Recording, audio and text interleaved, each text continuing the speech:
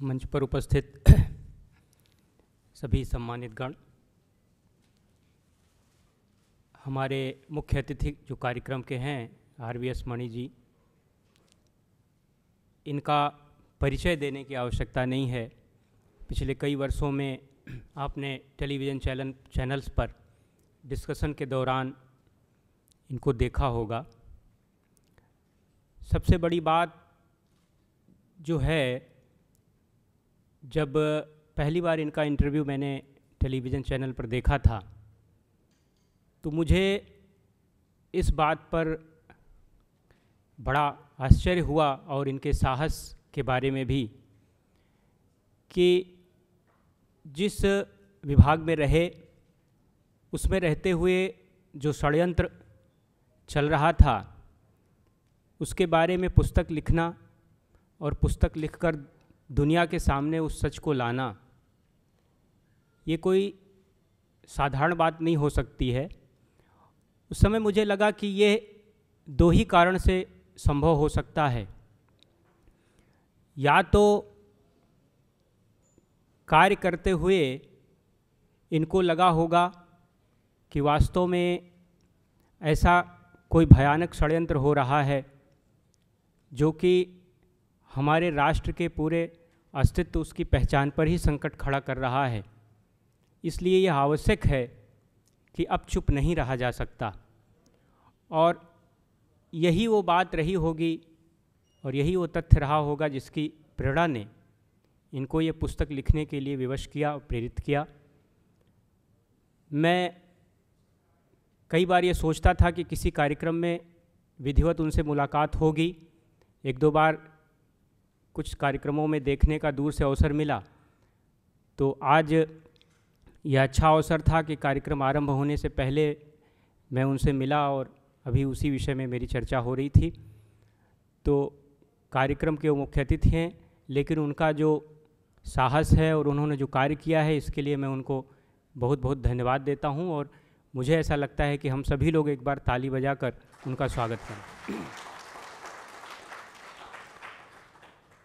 जब इस कार्यक्रम की भूमिका बन रही थी पिछले कई दिनों से, तो इंडो एनालिटिक्स के जो हमारे भरत गोपू जी हैं और श्याम सुंदर जी हैं, इनके साथ इस कार्यक्रम की योजना रचना के लिए कई बार बैठना हुआ। और उस दौरान इस विषय पर बहुत विचार हुआ कि कार्यक्रम का स्वरूप क्या रखा जाए, इसका शीर्षक क्या रखा जाए। पिछले कुछ सप्ताह से हम देख रहे हैं कि हमारे देश का जो टेम्परेचर है वो बढ़ा हुआ है।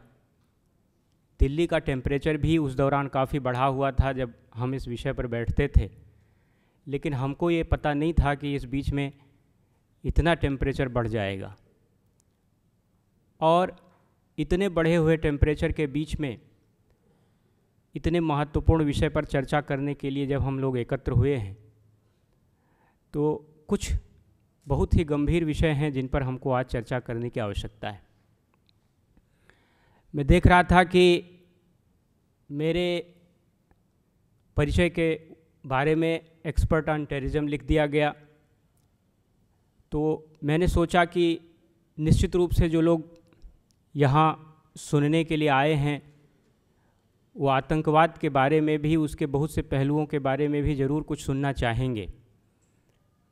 इसलिए चूँकि आतंकवाद का विषय एक नेशनल बाउंड्री से जुड़ा हुआ नहीं है, ये किसी राष्ट्रीयता से ही जुड़ा हुआ विषय नहीं है, बड़ा अंतर्राष्ट्रीय विषय है, इसलिए आतंकवाद के सभी पहलुओं पर कभी बाद में चर्चा हो सकेगी। आज आंतरिक सुरक्षा के संबंध में आतंकवाद के विषय पर ही हम चर्चा कर सकेंगे। जैसा कि हम जानते हैं कि हम आज़ादी के अमृत महोत्सव में हैं, आज़ादी का अमृत काल चल रहा है।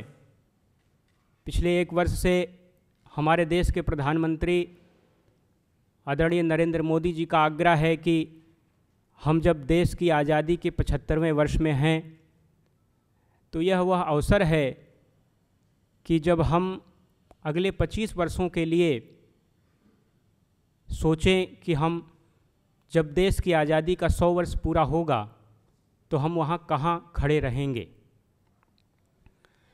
और इसे समझने के लिए यह समझना बहुत आवश्यक है कि आज हम कहाँ हैं और देश की प्रगति के लिए, देश के आर्थिक विकास के लिए, देश के सर्वांगीण विकास के लिए ये बहुत आवश्यक है कि राष्ट्र एकजुट होकर एक साथ एक गति से चले, आर्थिक सामाजिक समानता हो। ये बातें हम पिछले 7 दशक से भी अधिक समय से सुनते आ रहे हैं, लेकिन ये होगा कैसे? कम से कम 20 साल से भी अधिक समय से मैं पूरी दुनिया में आतंकवाद के विषय को जो बड़ी गंभीरता से लेकर चलने वाले संस्थाएं हैं, देश हैं, विद्वान हैं, वो चाहे यूनाइटेड स्टेट्स ऑफ अमेरिका हो, चाहे इजराइल हो, चाहे यूरोप के अनेक देश हों, उनके साथ जुड़ते हुए, उनके साथ रहते हुए, उनके साथ काम करते हुए, बहुत से कार्यक्रमों में उनके साथ भाग लेते हुए और अनेक स्तरों पर उनसे इंटरेक्शन के बाद मैंने इस बात को देखा है कि आतंकवाद का जो विषय है वह एक ऐसे रूप में आ चुका है और जो पश्चिम का समाज है इस समस्या से जिस तरीके से लड़ रहा है या जूझ रहा है, उससे हमें भी बहुत कुछ समझने की आवश्यकता है और उन्हीं अनुभवों के आधार पर हम अगले 25 साल की अपनी रणनीति बना सकते हैं। जब हम अपनी चुनौतियों के बारे में चर्चा करते हैं तो हमें यह बात स्पष्ट रूप से समझनी चाहिए कि भारत एक राष्ट्र के रूप में जब आगे चलेगा तभी भारत हर तरीके से प्रगति कर सकेगा। लेकिन वो राष्ट्र है क्या? जब हम देश की आज़ादी की बात करते हैं तो हमें ध्यान रखना चाहिए कि देश की आज़ादी के लिए जब लड़ाई लड़ी गई तो भारत माता की जय और वंदे मातरम 2 ऐसे शब्द थे जिनको मंत्र बनाकर उसी की प्रेरणा से लोगों ने अपना घर बार छोड़ दिया, अपने प्राणों की परवाह नहीं की, बहुत कम उम्र में फांसी पर लटक गए, हर तरीके से संघर्ष किया, लेकिन ये तय किया कि अब हम ऐसे भारत का निर्माण करेंगे जिसमें अपने भाग्य के निर्माता हम स्वयं होंगे। लेकिन इतने वर्षों के बाद भी हम ये देख रहे हैं कि जिन 2 मंत्रों ने लोगों को प्रेरित किया, भारत माता की जय और वंदे मातरम, उन पर भी राजनीति होती है।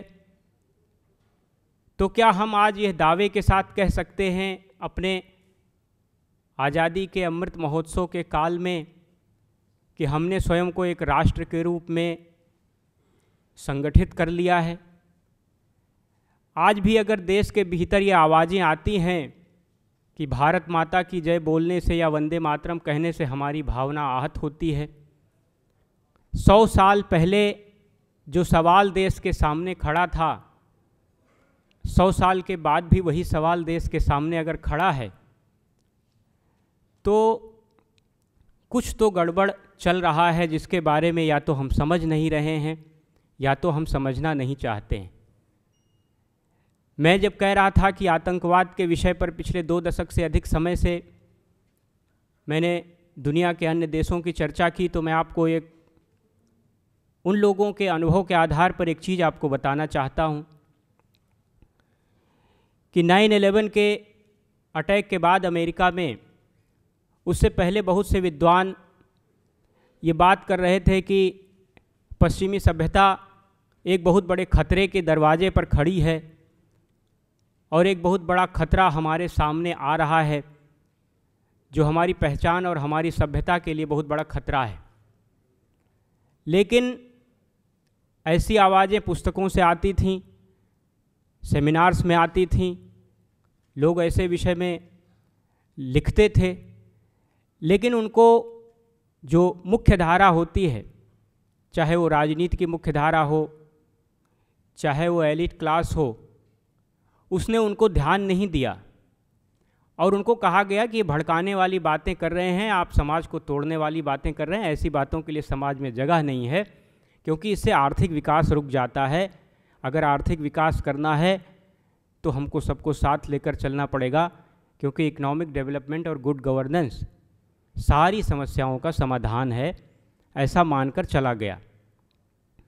9/11 की जब घटना हुई तो एकदम से वो देश चौंक गए और उन्होंने उन विद्वानों की पुस्तकों के पन्नों को पलटना शुरू किया कि जो पिछले 20 साल से अमेरिका सहित पूरे पश्चिम को सावधान कर रहे थे कि ये होने वाला है।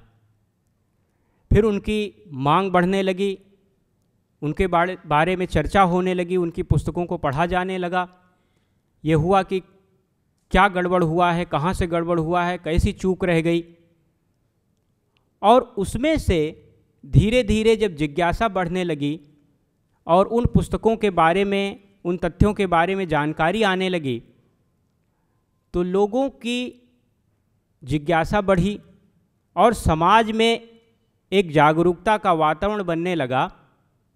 और सामान्य रूप से यह जो विषय है, यह आतंकवाद का विषय केवल सेमिनार का नहीं रह गया, पुस्तकों का नहीं रह गया, बौद्धिक विलास का नहीं रह गया, ये एक समाज का विषय बन गया। समाज ने इसमें रुचि लेना शुरू किया। समाज को लगा कि कुछ गड़बड़ हो रहा है और आने वाली पीढ़ी को अगर बचाना है तो इस विषय के समाधान के लिए हमको सामने आना होगा। धीरे धीरे वहाँ यह विषय समाज के सामने आने लगा, समाज में जागरूकता आई, उनका एक ग्रुप बना और राजनीतिक रूप से वो लोग सशक्त होने लगे। जब राजनीतिक रूप से सशक्त हुए तो मैं आपको 10 साल पहले की बात बताता हूँ। ऐसे ही जो विषयों पर अध्ययन करने वाले अमेरिका के जो सबसे बड़े विद्वान हैं, वो 2013 में HT समिट जो होता है उसमें आए थे। तो उसके बाद, उस कार्यक्रम के बाद वो ताज होटल में रुके हुए थे, मैं उनसे मिलने गया। बाद में हमारी 1 घंटे करीब चर्चा होती रही। मैंने उनसे कहा कि कहा जा रहा है कि पश्चिम के देशों में फार राइट मूवमेंट खड़े हो रहे हैं, वो वही सबसे बड़ा खतरा है और आतंकवाद के समानांतर एक और आतंकवाद का नैरेटिव सेट करने की कोशिश हो रही है। जैसा कि RBS मनी जी ने जो अपनी पुस्तकों में लिखा है, भारत में भी वो सब उसी समय चल रहा था। उन्होंने मुझसे कहा कि पूरी दुनिया में जो चल रहा है उसमें अगले आने वाले 1 दशक में बड़ा परिवर्तन आने वाला है। और परिवर्तन ये आने वाला है कि आज पश्चिम जिनको फार राइट करके फ्रिंज एलिमेंट्स कह रहा है, पूरी दुनिया को धीरे धीरे उसको मेन स्ट्रीम के रूप में स्वीकार करना पड़ेगा।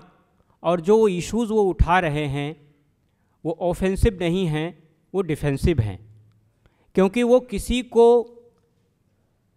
कष्ट पहुंचाने के लिए या किसी को समाप्त करने के लिए वो बात नहीं कर रहे हैं, वो बात कर रहे हैं स्वयं को बचाने के लिए।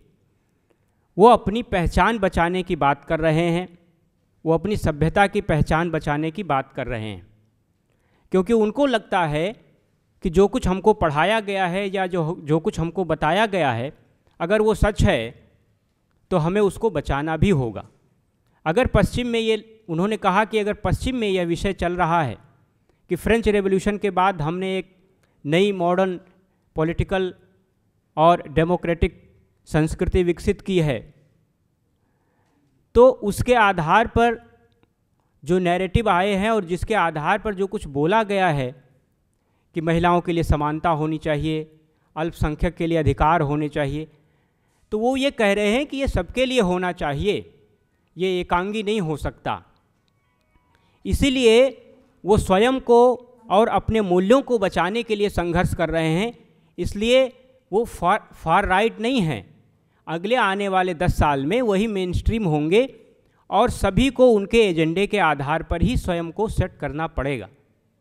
पिछले 10 साल में आप यूरोप की राजनीति को उठाकर देख लीजिए तो आपको एक बात समझ में आएगी कि जब ऐसे पॉलिटिकल पार्टीज शुरू हुई थीं तो उनको शुरू में वहाँ की जितनी भी मेन स्ट्रीम पॉलिटिकल पार्टीज़ हैं उन्होंने रिजेक्ट किया और उन्होंने कहा कि इनके लिए इस समाज में कोई स्थान नहीं है, क्योंकि ये अलगाव की बात करते हैं, ये कट्टरता की बात करते हैं। लेकिन धीरे धीरे क्या हुआ कि जब उनका सोशल और पॉलिटिकल स्पेस बढ़ता गया तो जितनी सेंटर राइट पार्टियां थीं उनका स्पेस घटता गया।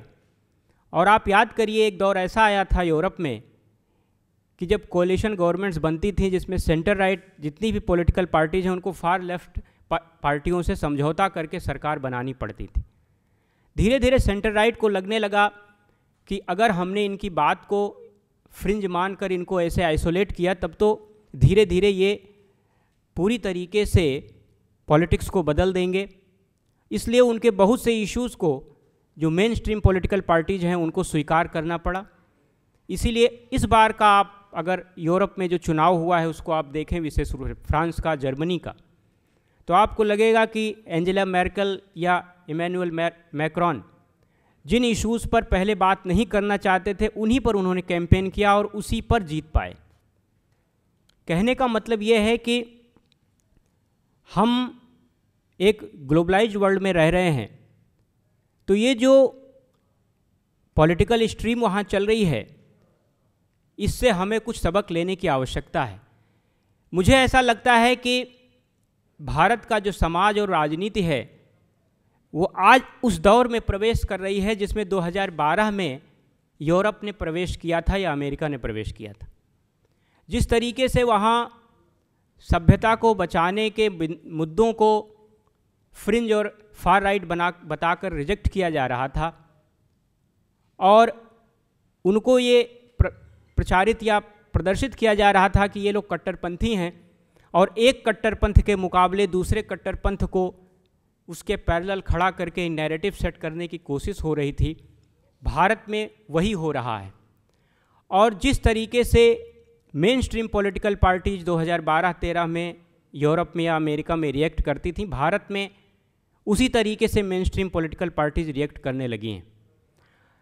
इसलिए हमको उस अनुभव से सीखने की आवश्यकता ये है कि हम किसी भी प्रकार के केओस और एनार्की को अपने देश में बचा सकते हैं और बचा इस तरीके से सकते हैं कि हमको ये मानना पड़ेगा कि हम जिनको फ्रिंज मानते हैं, जो हमारे देश में सभ्यता से जुड़े, सभ्यता की पहचान से जुड़े बिंदुओं और मुद्दों को लेकर उठकर सामने आ रहे हैं, वो डिफेंसिव हैं, ऑफेंसिव नहीं हैं।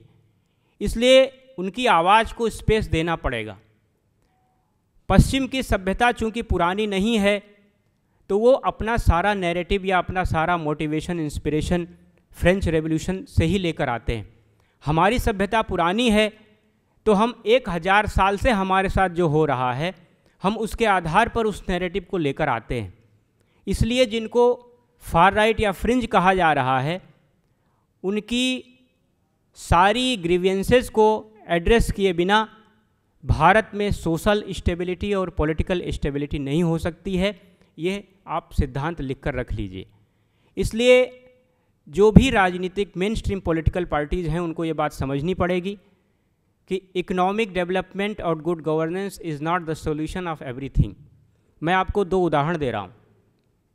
दुनिया में 2 देश, जिम्बाब्वे और North Korea, they are the worst governed state in the entire world, लेकिन उनके देश में टेररिज्म की समस्या नहीं है। लेकिन Canada, Australia, America, Israel, Europe के बहुत से गुड गवर्नेंस जितने भी नेशंस हैं वो टेररिज्म की प्रॉब्लम को फेस कर रहे हैं। इसका मतलब क्या हुआ? इसका मतलब ये हुआ कि टेररिज्म की जो प्रॉब्लम है, इंटरनल सिक्योरिटी की जो प्रॉब्लम होती है, वो लॉ एंड ऑर्डर की प्रॉब्लम नहीं होती, वो आइडियोलॉजिकल प्रॉब्लम है और उसका समाधान आप तब तक नहीं कर सकते जब तक आप उसके आइडियोलॉजिकल रूट्स को समझने की कोशिश नहीं करेंगे। इसलिए समस्या अगर है तो उसको आइडेंटिफाई किए बिना हम उसका समाधान नहीं कर सकते। इसलिए भारत में जो लोग अपनी सभ्यता की पहचान को बचाए रखने के लिए सवाल उठा रहे हैं, उनके सवाल को नज़रअंदाज मत करिए। उनको ये मत कहिए कि वो देश को तोड़ने की बात कर रहे हैं।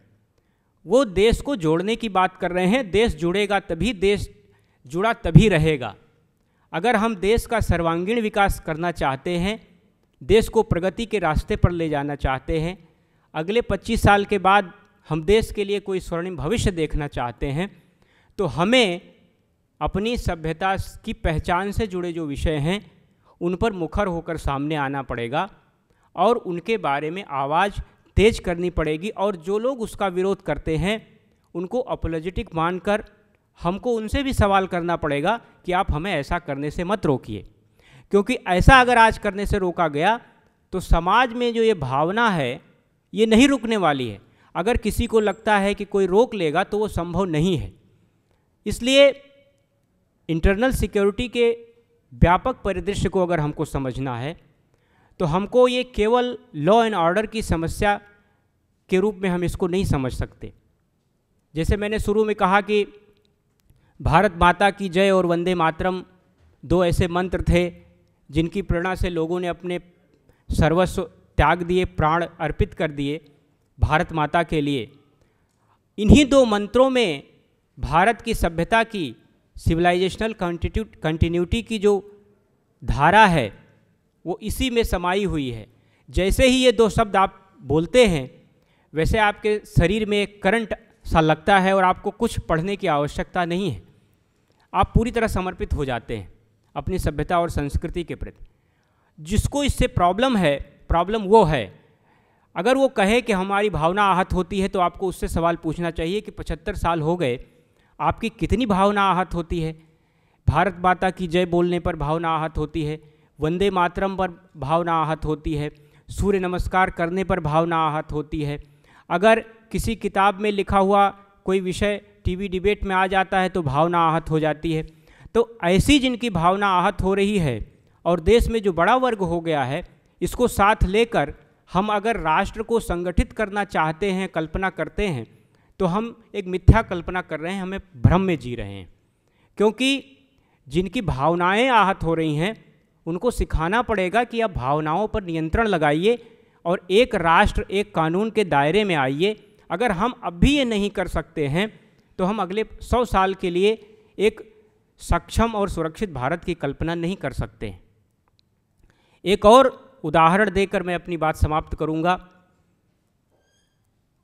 डॉक्टर भीमराव अंबेडकर के बारे में बहुत चर्चा होती है और उनके बारे में बहुत से रिसर्च हुए, उनके बारे में बड़ी चर्चाएं होती हैं।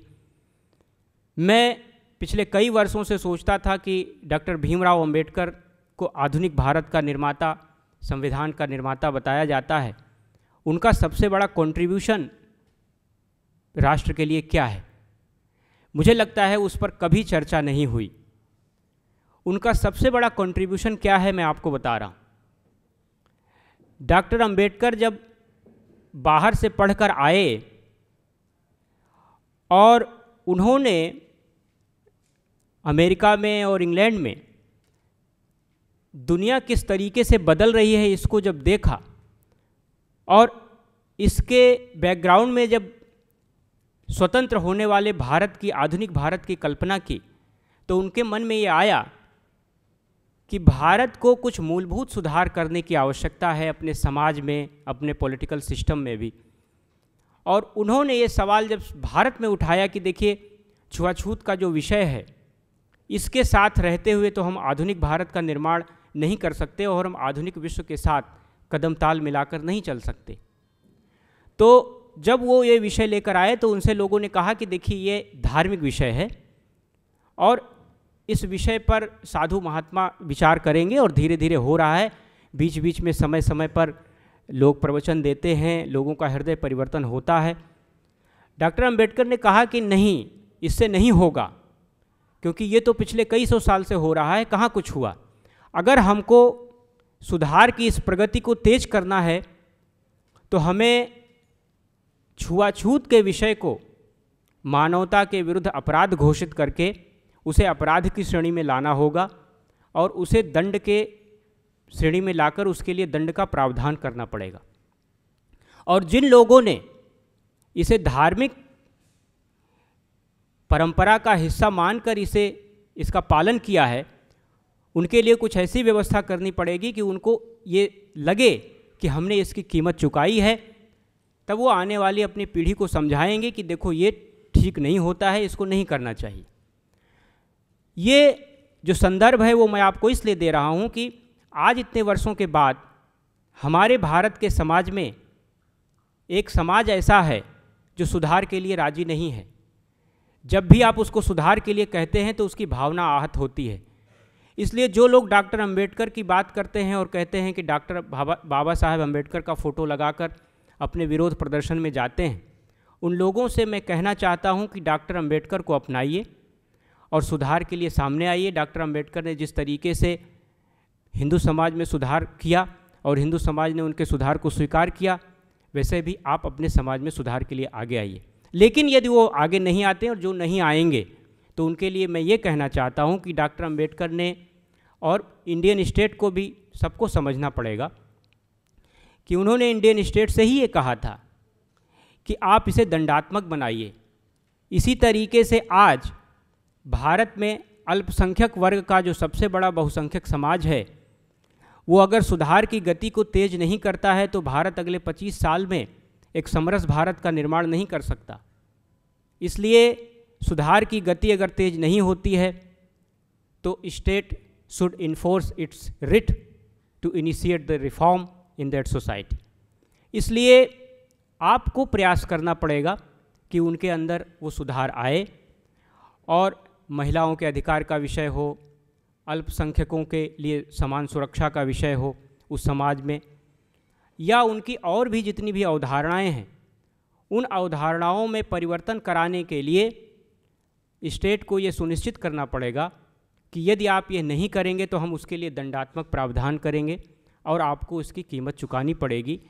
क्योंकि अगर हमारे पास ज़्यादा समय नहीं है, पश्चिम के 20 साल के अनुभव के आधार पर मैं आपको बताता हूँ।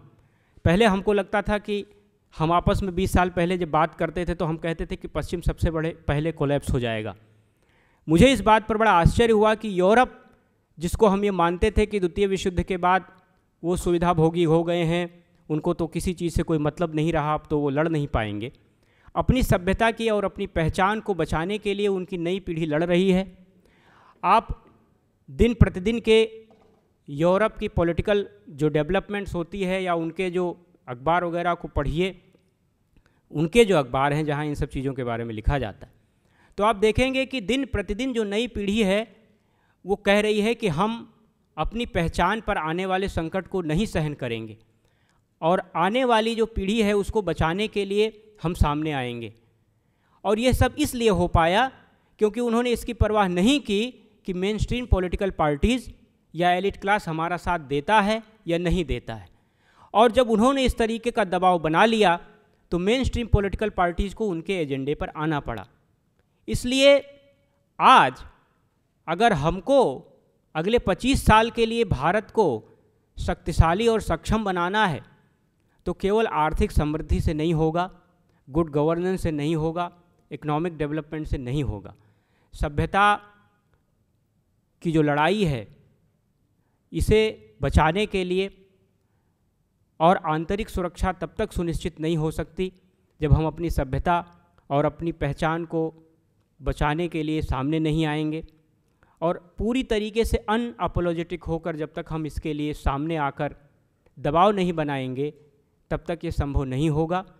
इसलिए मैं आप सभी लोगों से जो यहाँ हैं उनसे आग्रह करूँगा कि जब इस विषय को आप देखें तो इसको बड़ी व्यापकता के साथ देखें और ये जो एक स्टीरियोटाइप नैरेटिव सेट किया गया है सेकुलर लिबरल कि ऐसी बातें करने से देश टूटता है, हमको नहीं करनी चाहिए, अच्छी अच्छी बातें करनी चाहिए, और जब आप ये करते हैं कि अच्छी अच्छी बातें करनी चाहिए तो ही देश टूटेगा, फिर आप देश को नहीं बचा पाएंगे। इसलिए मेरा ये आग्रह है कि आंतरिक सुरक्षा के विषय को केवल पुलिस और सेना पर मत छोड़िए। आंतरिक सुरक्षा को सुनिश्चित करना हमारी जिम्मेदारी है। राष्ट्र को संगठित और एकजुट रखने के लिए जो आवाज़ें उठ रही हैं, सभ्यता की पहचान को बचाए रखने की जो आवाज़ें उठ रही हैं, उन आवाज़ों को और गति देना चाहिए। मेन स्ट्रीम पॉलिटिकल पार्टीज़ और एलिट क्लास के ऊपर इस बात का दबाव बनाना चाहिए कि वो अपना नैरेटिव बदलें और इस नए नैरेटिव के साथ इस बात को स्वीकार करें कि जो नया समय आ रहा है और जो नई पीढ़ी आ रही है, जो नई पीढ़ी नए नए विषय जो उठा रही है, उन विषयों को पूरी मान्यता और सम्मान के साथ उन्हें स्वीकार किए जाने की आवश्यकता है। और क्योंकि यदि अब हम ये नहीं कर पाए तो ये बड़ा ही विभत्स सा लगता है कि 100 साल से जिन समस्याओं को हम झेलते चले आ रहे हैं, हमने जिन समस्याओं को, चैलेंजेस को देखा, वही विरासत में हम अपनी अगली पीढ़ी को भी देकर जा रहे हैं, तो हमारा जीवन निरर्थक हो जाएगा। इसलिए मेरा आप सभी से आग्रह है कि अपना नैरेटिव बदलिए और सेकुलर लिबरल जो पैराडाइम है उसमें से बाहर निकलिए और नए संदर्भ में चीज़ों को देखना शुरू करिए। बहुत बहुत धन्यवाद।